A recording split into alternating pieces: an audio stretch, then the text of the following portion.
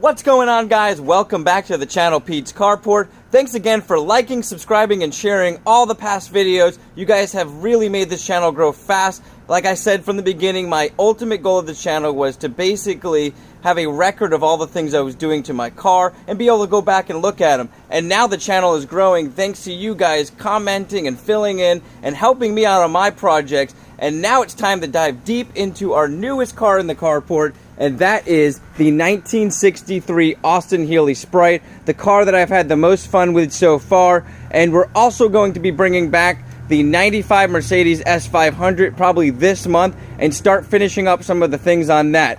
But this one, I wanted to break down into sequences. I wanted to start out with getting the electrical all done, which we've done.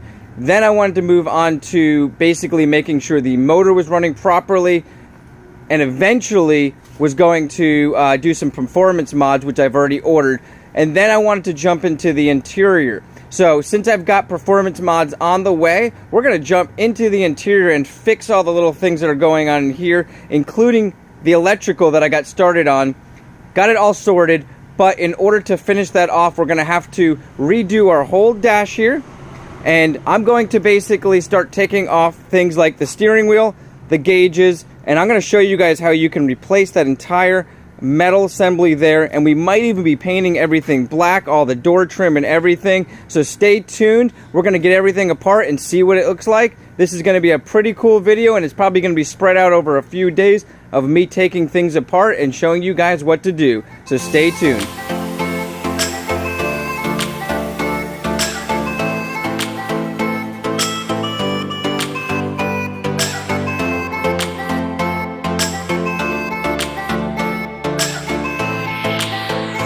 So first thing we're going to do is remove the steering wheel. This is an aftermarket steering wheel, but it is a pretty cool looking steering wheel. I definitely want to keep it.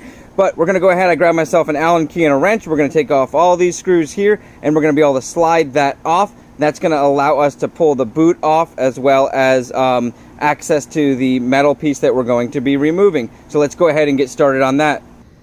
So now that we got the outer part of the steering wheel off, we're going to be able to access the bolt that keeps the steering housing bolted to the steering column. And that's going to allow us to take this broken piece of cup off here. And I think what I'm going to do is replace that with a like a rubber grommet type thing. I'm going to go down to the auto parts store and see if they've got anything that's kind of unique looking, cool looking, or maybe a hardware store, and try to find something that's kind of ribbed and rubberish. I'm thinking something that might go on like a normal boot, and so that might look really good and give it that kind of like racing look, and also allow it to move around a little more free. Also, when we cut the hole out to put the steering shaft through, we're going to be able to cover up that hole nicely, just like these gauges, and we're going to be doing a similar thing to that. So let's go ahead and get that bolt off, slide that shaft, or the plastic assembly off, and be able to start disassembling this whole thing. Okay, so after removing the center bolt, you've got this cup. I put the little piece back on. You got this cup that needs to be kind of wiggled or banged out, because this thing will be on there. It's on the shaft. Okay, so we're going to go ahead. Also, this has a one hole punched out of it, so that's going to allow us to line back up where we were, so that we can get this back on straight. But the nice thing about it is you've got all of these holes around it for that steering wheel to go back on. Unlike a standard steering wheel, where you're going to have a usually a marker that's going to allow you to line back up your steering wheel so you're straight on. This one, what we're going to do is straighten out the wheels and then get the steering wheel on there perfectly straight, and get that cup on there in the proper position. Now, so this is the piece that we're going to need to get off in order to pull our panel off, and there are 3 screws. I don't know if you can see anywhere in there, but there's little tiny like shafts that the screws go into. There's one up top and then one on each side, and we're going to basically undo those Phillips head screws by getting up underneath there and being able to pull that off, and that's going to disassemble the steering wheel part and allow us to remove this panel. So let's go ahead and get that pulled out, and then we'll be moving on to the gauges and eventually onto the key starter, which I might be changing out because I'm having issues with that not working every single time I turn the key on. It seems like something's loose on the inside. So let's go ahead and get started. We're going to get all this stuff removed, and then we're going to move on to laying out a new piece of metal for this area.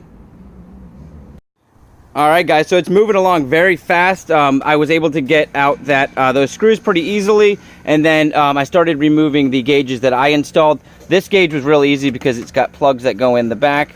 That's right there. So it's just a plug and pull out. This one here, I'm just going to have to undo the oil pressure line, which is really simple. And then these ones here, we're not going to be keeping unless I can get this working again. So I'm going to play around with that off the car. And this one is dead, so we're going to have to probably put a new fuel gauge in there. And I probably want all these matching. I am not overly concerned with it looking original or stock in any way. This is going to be a track weekend warrior car. And so I knew that from the beginning. I wasn't looking for something that was going to be a restoration, full restoration, more of a retro mod. And so I'm going for the modern but old style, and I'm not trying to change out the motor or anything like that. We're just trying to change out some of the gauges that aren't working and not totally concerned with going back to the original look. So with that all out of the way, I'm going to get the rest of these gauges out, and we're going to pull this panel off. And I'm going to do a couple other things too that I want to point out. We're going to basically be, like I said, either refinishing or painting all of this black. And it's a bent in that corner. So while I have it on, I'm going to take a wooden block and hammer and bend that back into the shape it's supposed to be. This just comes off with these nuts that are on the top. One of them actually is broken there, so we're replacing that. And we're going to replace all these rusted nuts with some chrome nuts anyways to make it look really complete and refresh everything. So let's get started. I'm going to go ahead and get the rest of these gauges off and fill you guys in as we go. All right, guys, so I got everything off of there. A couple things did give me a little bit of trouble, but I'll be able to pull those pieces off no issue. One of them's the starter. I didn't want to damage that. The cable, I may be replacing that. And also, I got my nice little template down here. And as I was taking this off, it's very thin and flimsy. I'm thinking it might be nicer and even easier to cut out a nice piece of thin veneer wood, something a little bit thicker than what that was, but not to add too much weight to the car. But we can go ahead and either stain that black, paint it black. I'm even thinking about doing a piece of plexiglass that I could paint black to kind of give it more of a modern look to it. But I'm not 100% sure. I'm going to go down to the store and check out a couple different options. I've even seen leather wrapped ones. I'm not wanting to do that because I want to keep it more race looking. So the metal was my first original way of keeping it kind of that racing look. But I'm debating on now going with a piece of wood to give it a little more durability when cutting it and placing it in place. So I'm going to go ahead and go down now, and I'll fill you guys in with what I come up with. And then we'll go ahead and get that shaped, cut, and installed. Okay, so I just got back from Lowe's, and after doing a lot of thought, I decided that I'm going to go with a really cool wood piece. So when I went down there, they had a really nice sheet of maple that's 2 foot by 4 foot, a 1/4 inch thick, so it's going to be nice and sturdy, lightweight, and easy to work with. And I also decided that I'm going to go with a finish that's going to match the steering wheel and shifter. And after doing a couple of different looking at different colors, I went with the cherry, and with the recommendation of some people that were in the store, as well as one of the employees, they recommended the pre-stain wood conditioner, which allows you to get a nice even coat, and that steering wheel is done very nicely, so we want to make sure we kind of match that. And then with the suggestion of a customer who just did a bar top, he suggested that I use the regular polyurethane, not the bar one, which is what I was going to use, and pour this out over the entire thing. And then I got a very fine soft bristle brush that we're going to basically stroke across it. He said that'll get rid of all bubbles. We'll see if this works out, but on this episode what we're going to do is we're going to go ahead and cut out our piece, and we're going to match it up onto our panel over there. And then I'm going to cut it off at that part, and then we're going to, on the next video, I'm going to go through how we're going to stain it, set it up, and get it put on the vehicle. Because I did go down, I bought some awesome, actually I ordered them on Amazon, carbon fiber switches that are actually covered, and I'll show you guys that in the next video. So we're basically going to map out where all of our gauges are going to go. Obviously the steering wheel is going to stay right there, so we have to get that cut out. But other than that, we're going to map out everything else and get this whole thing done up. So I'm going to go ahead, I'm going to draw around this, going to cut it out. The cool thing about this piece is if I mess up one, if I don't like the color, I'm going to be able to cut out several different of these pieces. So let me go ahead and get this cut out and show you guys how it maps up to the vehicle. Okay guys, so I've got the cut out. The one thing I can highly suggest is use a nice permanent marker so you have a nice thick black line that you can easily see, and trace around your metal template. That's going to give you a larger surface than you need. That way you can cut on the inner part of the black line. And as you can see, if you take your time, I pretty much cut it off perfectly. There's a few spots where it is, but we're going to be sanding this edge down really nicely and getting ourselves a rounded edge. Of course, you can you could route the edge as well, but with a thin piece of wood like this, I'd rather just get my sander out and put a nice beveled edge on that. As you can see, I cut the hole out for the steering wheel. I did not use a hole cutter because I'm putting a boot over that. And unfortunately, if you look close, you can see I jumped out a little bit on the top and bottom and hit, which kind of upset me. But at the same time, my boot is probably going to cover all of that. And I have a lot of wood left. This is my first piece.